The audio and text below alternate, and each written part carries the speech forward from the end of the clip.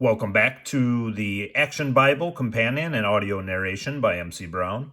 And we're going to jump right back in. As always, we are reading from the Action Bible, and link in the description for purchase on Amazon. I'm trying to give a stationary view as I turn the pages. I'm not trying to necessarily spoil anything, but I want inspire, hopefully, by these videos for people to buy the Action Bible and read along, or just on their own, and however you got to do it. So that's the purpose of these videos. As always, I'll leave a timestamp on this link, so if you're following along from the first video, since this is part 6, you can just click right on it and skip the usual intro to give credit.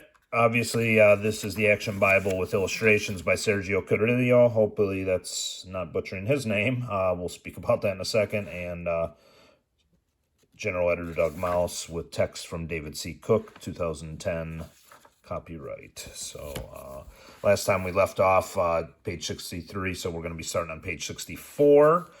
And as always, appreciate the feedback. And just real quick, give shout out to Greg, who's been listening. And I think Abraham is how I was mispronouncing Abram. So just to let you know, he had pointed that out, but in the nicest way. So appreciate his feedback, and enjoying the timestamps, which is good. That's what I was hoping to, because I know the intros get repetitive. So you can just skip them, click on timestamp, and we'll resume right where we actually start. Good feedback from Greg, so appreciate him. That was off the comments, but if you feel the need, please put them in the comments. Anything that I might be in the middle of in the video, if I'm still telling the story of a certain character and still mispronouncing her name, please feel free to let me know, because I have not read this all the way through. Like in previous videos, I have read to about a few hundred pages in, went back and I was fellowshipping with a friend, got a little further than I am currently right now. Then I went back and now just started over. I pulled out the bookmarks, as you see usually in the videos, and we're just doing this for the videos. God's inspiring me, and want to try to give a good reading, hopefully. And by the end of this, we'll get through all 750 pages, and hopefully, if you don't own the Action Bible already, I highly recommend it, and hopefully it inspires you to get it if you don't.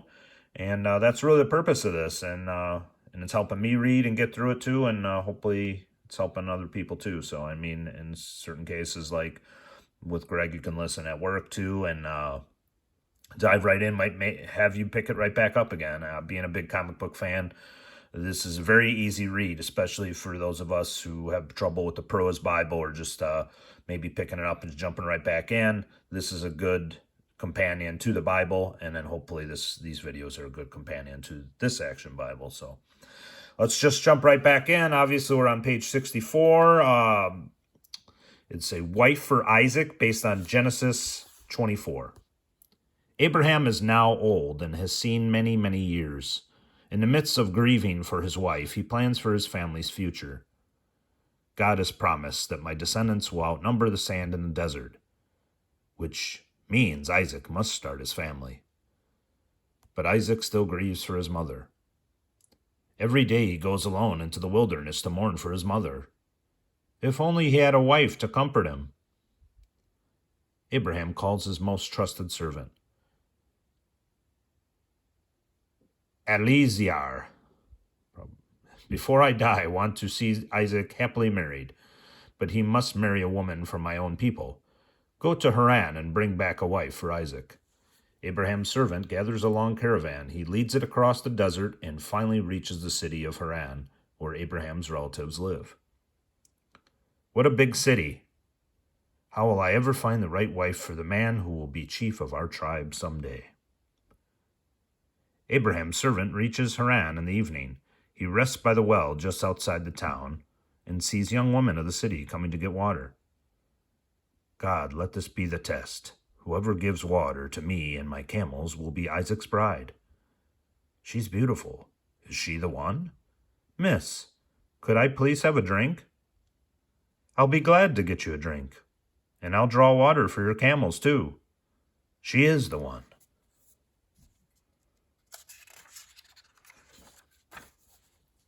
When the girl finishes watering the camels, Eliezer gives her a nose ring and gold bracelets. What is your name? Do you think there is room for me to stay in your father's house?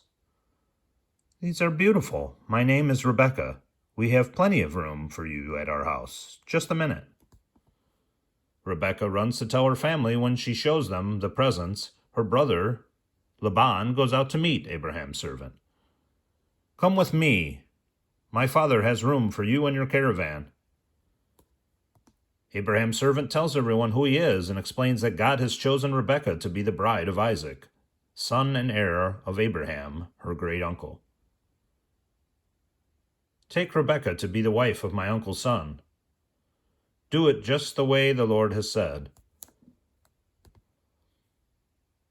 Early the next morning, the caravan gets ready to return to Abraham's camp. Rebekah says goodbye to her family, and the caravan begins its long journey. Days later, the caravan nears Abraham's camp. Rebekah wonders, what will Isaac be like? Tall and strong like a chief's son? I wonder if he will love me. Who is the man coming to meet us? That's Isaac. He is handsome.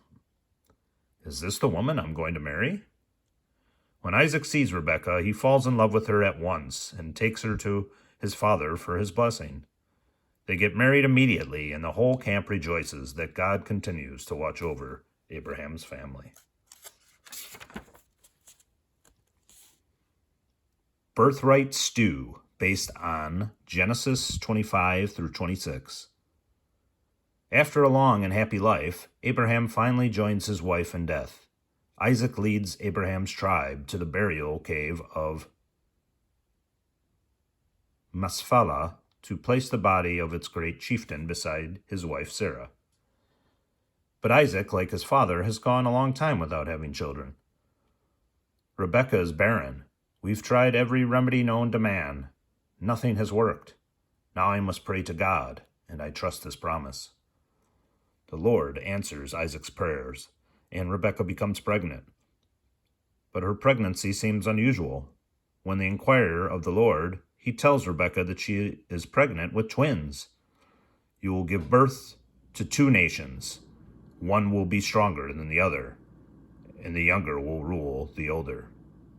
When Rebekah gives birth, her first son is reddish and hairy. They name him Esau. But clutching Esau's heel is Jacob, who does not want to be left behind. As the boys grow up, Isaac earns a reputation as a man who avoids conflict. But Isaac fails to see the conflict growing between his own twin sons. Which one will be our ruler after Isaac? Esau is stronger, but Jacob is more clever. Esau has the birthright because he is the oldest, but I'd be surprised if Jacob doesn't do something tricky. If I were Isaac, I'd pay more attention to the competition, between these 2 boys. One day, when Esau returns with fresh food from hunting, Isaac praises him. Esau is a mighty hunter. Yes, he's strong as an ox and dumb as one too. Jacob bides his time. One morning, during a hot spell, Esau sets out for a hunting trip. This is the chance Jacob has been waiting for. Esau will find game at the waterhole, miles away from here. When he gets back from the long day's hunt, he'll be tired and hungry. I'll be ready for him. Toward sundown, Jacob waits for his brother outside camp. Here he comes, and without any game.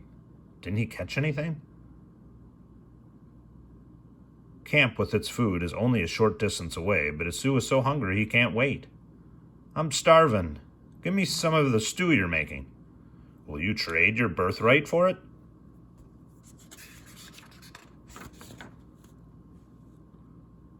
Well, that's a dumb question. Is a birthright tasty and filled with savory meat? I'll take the stew. Here is the stew. Swear that birthright. Swear that your birthright is mine. I promise the birthright is yours. I'm dying of hunger. Let me eat. Here, eat all you want. Esau's birthright is mine. Someday I will inherit a double share of my father's wealth. I will rule the tribe, not Esau. But Jacob has a long time to wait. His father is still strong and powerful, And as Isaac grows older, it becomes clearer that Esau is his favorite son. Jacob realizes that tricking Esau into giving him the birthright is not enough. Somehow he must convince his father to give him the family blessing as well. For all his tricky plots, Jacob can't disobey his father. His father, Isaac, is the head of the family. His mother, Rebekah, however, is the brains. Isaac doesn't know that Jacob has already claimed the birthright that belongs to Esau. Find my son, Esau. Tell him that I must see him right away. All right, so we'll stop at this one just because it's a good chapter stopping point. We just finished page 70, so we'll be resuming on 71, which will be the stolen blessing. So hopefully I'm not butchering the name of Sue. As you could tell, I'm probably sure I'm almost even cracking myself up, so you guys probably laughing at me as I pause before some of the names. So Elysiar, I don't know if that was the name. So yeah, I apologize if I'm butchering the names. I'm trying my best, obviously. So again, feel free to correct me. That's fine. Please spell out the saying if you want me to say it correctly in the comments if you can, and I'll do my best to get them out there, or I'll hear from some of the people watching too. So if I'm in the middle of it, then I will make the correction next video. So yeah, this will be the stopping point here for part 6, and when we resume, we'll be on page 71, the stolen blessing. So appreciate you guys. God bless you guys. Thank you for watching. Please like, share, subscribe. If you know anybody that needs God in their life and you think this might help, steer them toward the Action Bible, or steer them towards a video if you think the narration portion might help. I know there's audio CDs of this stuff too with expert pronunciation, but hopefully I'm not stepping on any toes by doing these videos out here on YouTube where anybody can see them. I know it's helping me too. So yeah, I'll stop talking right now, and we'll see you guys next time. Thank you again for watching. God bless you all.